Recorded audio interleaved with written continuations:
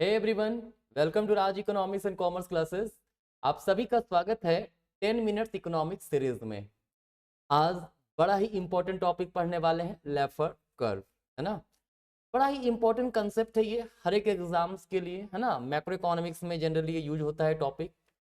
बाकी आप लोग याद रखिएगा 10 मिनट इकोनॉमिक्स सीरीज जो है हर स्टूडेंट्स के लिए इंपॉर्टेंट है, चाहे वो कॉम्पिटिटिव एग्जाम का प्रिपरेशन कर रहे हो या एकेडमिक का प्रिपरेशन कर रहे हो, ठीक है, क्योंकि इससे रिलेटेड क्वेश्चंस आते हैं।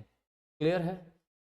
ये कंसेप्ट जो है आर्थर लेफर के द्वारा दिया गया है, ठीक है। सबसे पहले याद रखिएगा जो लेफर कर्व है ये होता क्या है। कहता है ये विजुअली रिप्रेजेंटेशन है, रिलेशनशिप। ये किसके बीच में रिलेशन बताता है? टैक्स रेट के बीच में and the revenue the government receive.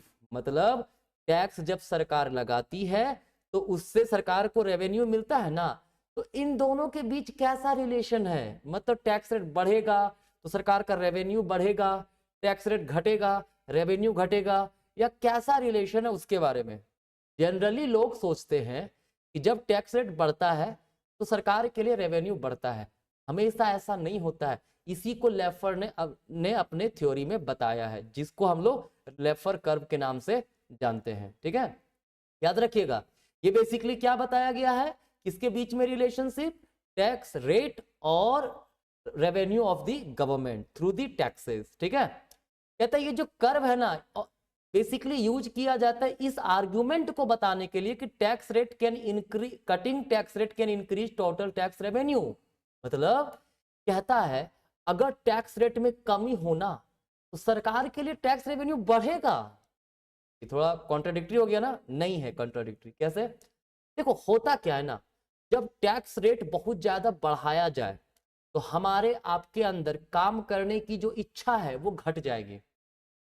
Incentive for the work जो हमारा होगा वो घट जाएगा, तो हम काम करना ही नहीं चाहेंगे। तो सरकार टैक्स रेट बढ़ाएगा, हम काम ही नहीं कर रहे, इनकम ही नहीं आ रहा है। अब इनकम ही नहीं आ रहा है तो इसका क्या मतलब होगा? सरकार को भी तो इनकम नहीं जाएगा। अरे हम आप काम कर नहीं रहे हैं, सरकार टैक्स बढ़ा के भी क्या करेगी? सरकार के पास पैसा ही नहीं जाएगा, ठीक है। तो बहुत ज्यादा टैक्सेस जब रहेगा ना तो उससे भी सरकार को काफी ज्यादा लॉस है, क्योंकि सरकार को रेवेन्यू कम मिलता है। तो जो सप्लाई साइड के इकोनॉमिस्ट लोग थे उनका ये आर्ग्यूमेंट था, ठीक है। याद रखिएगा Laffer curve was used as a basis for tax cut in 1980 during the Reagan administration. US president थे, ठीक है, रेगन, है ना। ये उस समय जो सप्लाई साइड इकोनॉमिक्स का काफी ज्यादा बोलबाला था। यहां पे ये देखा गया कि जब हम टैक्स रेट घटा रहे हैं तो हमारे लिए टैक्स रेवेन्यू बढ़ रहा है। क्यों? क्योंकि जब सरकार टैक्स रेट घटाती है तो लोगों के अंदर वर्क करने की जो एक्साइटमेंट है, लोगों के अंदर जो वर्क करने की इच्छा है वो बढ़ रही है। जब टैक्स कम लगता है, आप भी देखते होंगे, आप अगर मान लीजिए काम कर रहे हो और काम करके अधिकतर पैसा टैक्स में चला जाए तो आप काम करना नहीं चाहोगे। लेकिन अगर टैक्स कट हो, कम टैक्स लगे, तो आपके अंदर काम करने की इच्छा और बढ़ेगी, भाई हम और ज्यादा सेविंग कर पाएंगे। तो जो सप्लाई साइड इकोनॉमिस्ट है वो लोग कहते थे, है ना, टैक्स में कमी कीजिए। टैक्स में कमी होने से क्या होगा? लोगों के पास सेविंग बढ़ेगा, और जब सेविंग्स बढ़ेगा तो इन्वेस्टमेंट बढ़ेगा। इन्वेस्टमेंट बढ़ने से इंप्लॉयमेंट वगैरह का जनरेशन होगा, ठीक है। कोई दिक्कत यहां तक नहीं है। देखिए लेफर कर्व जो है, मैंने कहा था अभी आपको, ये इकोनॉमिस्ट आर्थर लेफर थे। इन्होंने पॉपुलराइज किया था 1970 में।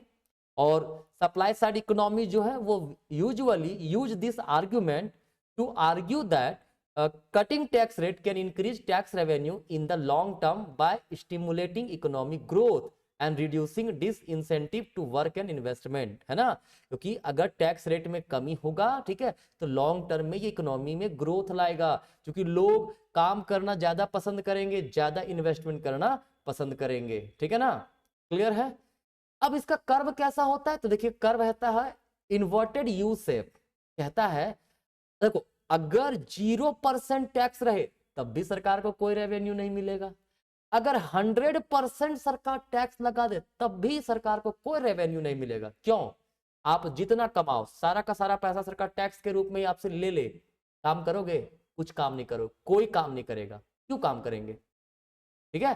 लेकिन कहता है जैसे जैसे 0% से जैसे जैसे रेट ऑफ टैक्स बढ़ता है तैसे तैसे सरकार के लिए टैक्स रेवेन्यू जो है वो बढ़ता जाएगा बढ़ता जाएगा बढ़ता जाएगा। ठीक है, एक ऐसा ऑप्टिमम टैक्स रेट आएगा, ये टी हम लोग मान लेते हैं, जहां पर सरकार के लिए रेवेन्यू मैक्सिमम होगा। ठीक है ना, इसके बाद जैसे जैसे रेट ऑफ टैक्स बढ़ाएगा तो टैक्स रेवेन्यू सरकार के लिए घटता चला जाएगा। ठीक है, इसमें एक समस्या ये था, कहा कि भाई एक बात बताइए, हमें पता कैसे चलेगा कौन सा टैक्स रेट ऑप्टिमम है। तो देखो इसके पीछे एक आर्गुमेंट दिया आता है कि अगर हम टैक्स रेट बढ़ा रहे हैं, ठीक है, टैक्स रेट बढ़ा रहे हैं, है ना, और अगर रेवेन्यू बढ़ता जा रहा है सरकार के लिए तो ठीक है वो हम बढ़ा रहे हैं, लेकिन अगर बढ़ाते बढ़ाते ऐसा हो गया कि रेवेन्यू घटने लगा, जो प्रीवियस पिक पॉइंट था एम पॉइंट, ठीक है, समझ जाएगा कि ये टैक्स रेट जो है ये हमारा ऑप्टिमम है, इससे ज्यादा टैक्स हम लोग नहीं बढ़ा सकते हैं। ठीक है, तो इसमें दो चीज याद रखिएगा, 0% भी अगर टैक्स रेट रहा तब भी सरकार के लिए रेवेन्यू 0 होगा, अगर 100% टैक्स रेट रहा तब भी 0 होगा।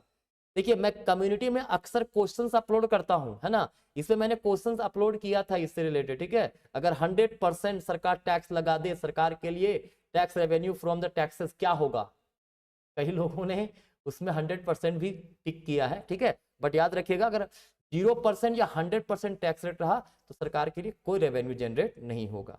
ठीक है, कुछ इंपॉर्टेंट चीजें हैं ध्यान रखिए, कहता है 0% tax rate no revenue for the government, as tax increases initially revenue also increases but at a decreasing rate. ठीक है, जब भी टैक्स रेट बढ़ता जाएगा ना, लोगों के अंदर थोड़ा सा इंसेंटिव जो होता है ना वर्क करने का घटता है, तो टैक्स सरकार का रेवेन्यू बढ़ेगा बट डिक्रीजिंग रेट से। At a certain sweet spot tax rate revenue reaches at a maximum point, वही जो मैंने ऑप्टिमम पॉइंट बोला टैक्स रेट का, इसको स्वीट स्पॉट भी कहा गया, स्वीट स्पॉट। ठीक है, कहता है बियॉन्ड दैट पॉइंट, उस पॉइंट के बाद अगर टैक्स इंक्रीज किया जाता है तो सरकार के लिए टैक्स रेवेन्यू में कमी आएगा। Clear, ultimately 100% tax rate all economic activity would cease leading to 0 revenue. अगर 100% टैक्स रेट लगा दे कोई काम नहीं करेगा, ना कोई इन्वेस्ट करेगा ना कोई वर्क करेगा, कुछ नहीं, सारी एक्टिविटी खत्म। ठीक है, सरकार के लिए रेवेन्यू भी खत्म। ठीक है, तो ये चीज इंपॉर्टेंट चीज था, आपको मुझे उम्मीद है समझ में आया होगा, है ना। बाकी वीडियो एंड करूं उससे पहले एक इंफॉर्मेशन, अगर आप इकोनॉमिक्स के स्टूडेंट हैं, चाहे आप यूजी को हो, पीजी के हो, यूजीसी नेट का तैयारी कर रहे हो या टीजीटी पीजीटी का कर रहे हो, हमारा मोबाइल एप्लीकेशन अभी डाउनलोड कीजिए। ठीक है, ज्यादा जानकारी के लिए इस नंबर पे व्हाट्सएप या कॉल कर सकते हो आप, है ना। बाकी अगर आप रांची झारखंड से हैं, कहां से हैं, रांची झारखंड से हैं, तो हमारा ऑफलाइन सेंटर यहाँ पे चलता है, आप हमारे ऑफलाइन सेंटर में भी विजिट कर सकते हैं। ठीक है, तो ठीक है, मिलते हैं आगे के इंटरेस्टिंग टॉपिक पे, है ना। आज हम लोगों ने लेफर कर्व खत्म किया, आगे के बेहतरीन बेहतरीन टॉपिक्स जो है ना मैं डिस्कस करने वाला हूँ 10 मिनट्स इकोनॉमिक्स में। आप लोग जरूर ये वीडियो लगातार देखा कीजिएगा, ठीक है, मिस मत कीजिए। ठीक है, चलिए धन्यवाद।